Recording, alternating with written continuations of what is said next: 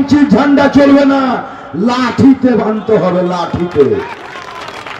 কোমরকে ঢিলা করে দিতে হবে নির্বাচন কমিশনে, কোমরকে ঢিলা করে দিতে হবে নির্বাচন কমিশনে। মানুষকে নিয়ে ছেলাকেলামো করছো, আর তুমি নিরাপত্তা নিয়ে ঘেরাটোপের মধ্যে আছো না। তুমি আকাশে আছো, পাতাল থেকে ছেঁচড়ে বের করবো। ভাঁড় হয়ে গেছে, গাদ্দার হয়ে গেছে, যোগ্য লোক। আমি শুধু ইশারায় বলবো, 19 তারিখে ফাইনাল লিস্ট বের হবে। তখন কিন্তু যদি সব ঠিকঠাক হয়, আর নচেত দেখবেন চারদিকে আগুনে আগুন জ্বলছে, কিচ্ছু করার নেই।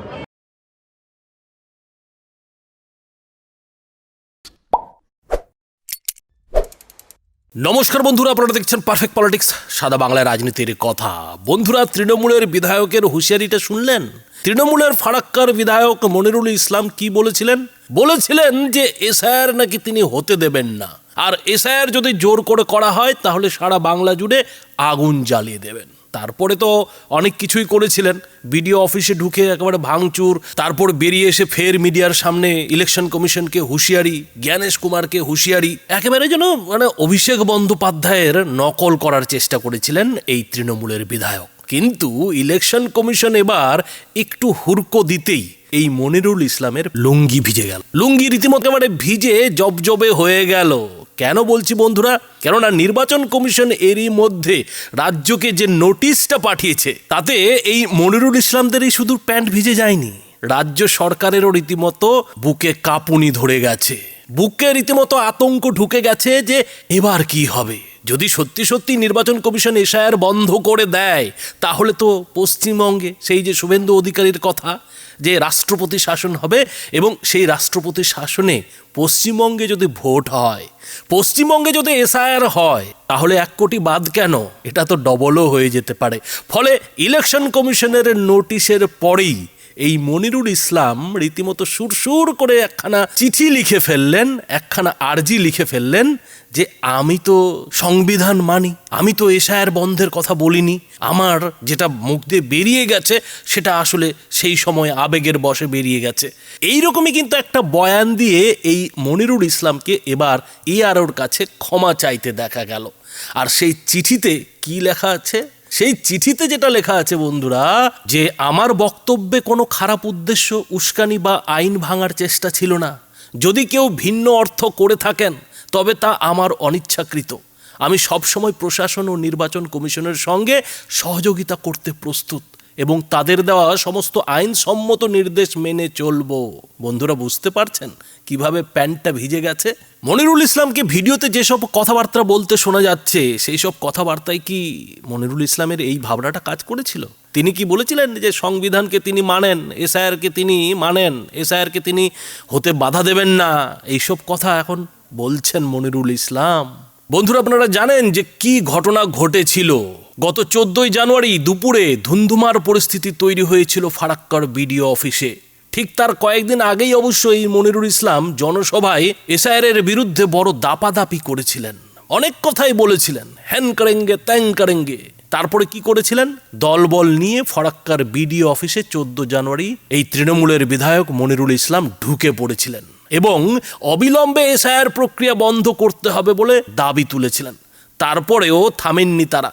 বিডিও অফিসের প্লাস্টিকের চেয়ার, আসবাব সমস্ত ভেঙে ছারখার করে দিয়েছিলেন। এবং এখানেই শেষ নয়, বিডিও অফিসের সামনে দাঁড়িয়ে মনিরুল ঘোষণা করেছিলেন যে এসআইআরের নামে নাকি রাম আর রহিমের মধ্যে বিবাদ বাঁধানো হচ্ছে। কারণ নাম রাম শুনলে কোনো নথি নাকি লাগছে না, আর রহিমের নাম শুনলেই 14 গোষ্ঠীর খতিয়ান চাইছেন। নির্বাচন কমিশনের এই দ্বিচারিতা মানব না, ফারাক্কার মানুষকে বাঁচাতে গিয়ে যদি গুলি খেতে হয়, মনিরুল ইসলাম সবার আগে গুলি খাবে, এমনটাই বুক ঠুকে বলতে শোনা গিয়েছিল তৃণমূলের ফারাক্কার বিধায়ক এই মনিরুল ইসলামকে। তারপরের ঘটনাক্রম খুব মজার। বন্ধুরা, আগেই বলেছিলাম যে ইলেকশন কমিশন চুপ করে আছে, তার মানে এই নয়, ইলেকশন কমিশন কিন্তু একটা ছোবল দেওয়ার জন্য প্রস্তুতি নিচ্ছে।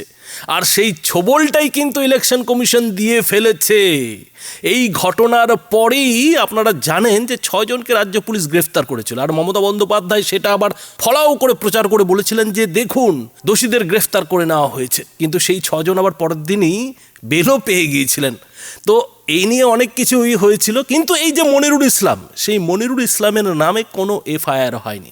যাকে টিভির ক্যামেরায় দেখা যাচ্ছে, যাকে ভিডিও ফুটেজে দেখা যাচ্ছে, যিনি কিনা বুক ঠুকে মিডিয়ার সামনে বলছেন যে এসআইআর বন্ধ করে দেব, তার নামে রাজ্য সরকার কোনো এফআইআর করেনি। তারপরে কি হলো? তারপরেই রাজ্য পুলিশের ডিজি রাজীব কুমারকে ফোন করেছে নির্বাচন কমিশনের আধিকারিক, অভিযুক্তদের বিরুদ্ধে ব্যবস্থা নেওয়ার নির্দেশ দিয়েছে। আর ওই দিন ভাঙচুরের ঘটনায় যে গ্রেফতার করা হয়েছিল, তাদের বিরুদ্ধে বিকেল 5টার মধ্যে আইনি ব্যবস্থার নির্দেশ দিয়েছিল কমিশন। কিন্তু তারপরেও এই মনিরুল ইসলামের নামে কোনো এফআইআর হয়নি। কিন্তু শেষমেশ নির্বাচন কমিশন আসল খেলাটা খেলে দিল। মাত্র 20 ঘন্টার সময়, আর এই 20 ঘন্টার সময় দিয়ে নির্বাচন কমিশন নবান্নকে যেটা জানিয়ে দিল যে যদি এসআইআর এর শুনানি কেন্দ্রে এভাবে তাণ্ডব চলতে থাকে, হামলা চলতে থাকে, তাহলে কিন্তু ইলেকশন কমিশন প্রয়োজনে এসআইআর অনির্দিষ্টকালের জন্য স্থগিত করে দেবে। আর ঠিক এই চিঠিটার পরেই রাজ্য সরকারের টনক নড়ে গেছে। রাজ্য সরকারের তো টনক নড়েইছে, নবান্নের তো টনক নড়েইছে, কিন্তু ওদিকে যে মনিরুল ইসলাম এতদিন দাপাদাপি করছিলেন, সেই মনিরুল ইসলাম সুরসুর করে একখানা দরখাস্ত লিখে ফেলেছে। আর সেই দরখাস্ততে কি লিখেছে বন্ধুরা আপনারা শুনলেন। আর ঠিক এই জায়গাটাতেই যেটা প্রশ্ন উঠছে যে মনিরুল ইসলাম কি তাহলে শেষ পর্যন্ত ছাড় পেয়ে যাবেন? এখন সংবিধান মানি, এসআইআর মানি বলে কি তিনি গ্রেফতারি এড়িয়ে যাবেন? বন্ধুরা, প্রশ্নটা কিন্তু উঠছে। আর এই প্রশ্নের সঙ্গে আরও একটা প্রশ্ন উঠছে যে এবার রাজ্য সরকার কি করবে, রাজ্যের শাসক দল তৃণমূল কি করবে, তৃণমূল নেত্রী মমতা বন্দ্যোপাধ্যায় কি করবেন। মমতা বন্দ্যোপাধ্যায় তো এখনো মানুষকে খচাচ্ছেন যে এসআইআর এর বিরোধিতা করুন, দেখুন কত মানুষ মারা যাচ্ছে, কত মানুষের নাম বাদ পড়ে যাচ্ছে। কিন্তু এই দিন যে খেলাটা ইলেকশন কমিশন খেলে দিয়েছে, যেভাবে একেবারে ইলেকশন কমিশন ফরওয়ার্ড ব্যাটিং করা শুরু করেছে, তাতে তৃণমূলের নেতারা কি মমতা বন্দ্যোপাধ্যায়ের কথাতে, অভিষেক বন্দ্যোপাধ্যায়ের কথাতে এবার এসআইআর এর বিরোধিতা করার সাহস দেখাবেন? এসআইআর এর বিরোধিতায় শুনানি কেন্দ্রে গিয়ে হামলা চালানোর সাহসটা কি পাবেন? কেননা ইলেকশন কমিশন কিন্তু তার এই যে চিঠি, সেই চিঠিতে হাতিয়ার করেছে সেই সুপ্রিম কোর্টের নির্দেশকে, যে নির্দেশে সুপ্রিম কোর্ট কিন্তু স্পষ্ট ভাষায় রাজ্য সরকারকে সমস্ত এসআইআর এর শুনানি কেন্দ্রের নিরাপত্তা সুনিশ্চিত করতে বলেছিল যে রাজ্য পুলিশের কর্তাদের এ ব্যাপারে ব্যবস্থা নিতে হবে। যে সুপ্রিম কোর্টের নির্দেশকে অভিষেক বন্দ্যোপাধ্যায় তৃণমূলের জয় বলে তৃণমূলের নেতাকর্মীদের তাতানোর চেষ্টা করেছিলেন, আর তাতানোর পরেই কি কাণ্ড ঘটেছিল, কি কাণ্ড এই মনিরুল ইসলামের মতো নেতারা করেছিলেন, বন্ধুরা সবই তো আপনারা জানলেন।